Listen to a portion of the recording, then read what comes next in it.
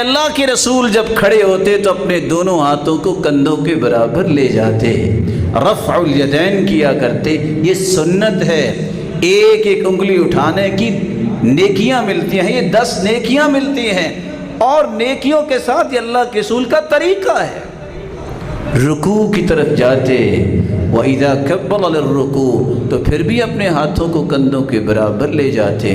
وَإِذَا رَفَعَ رَأْسَهُ مِنَ الرُّكُوعِ جب آپ اپنے سر مبارک کو رکوع سے اٹھاتے تو پھر بھی آپ اپنے ہاتھوں کو کندھوں کے برابر لے جاتے۔ اور دوسری روایت کے الفاظ ہیں وَإِذَا قَامَ مِنَ الرَّكْعَتَيْنِ جب 2 رکعتوں کے بعد تیسری رکعت کے لیے آپ اٹھتے تو اپنے دونوں ہاتھوں کو کندھوں کے برابر لے جاتے۔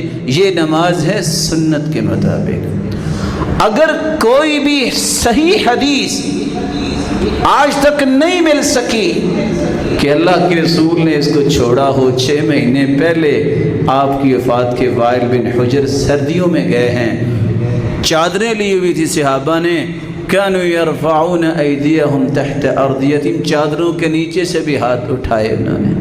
اور تلخیص الحبیر کی روایت ہے فما زالت تلک صلاة حتی لقی اللہ زندگی کی آخری نماز تک اللہ کے رسول نے ہاتھ اٹھا کے نماز پڑھی ہے۔ تو جو ہاتھ نہیں اٹھائے گا وہ دعویٰ نہیں کر سکتا کہ یہ سنت کے مطابق کر رہا ہے۔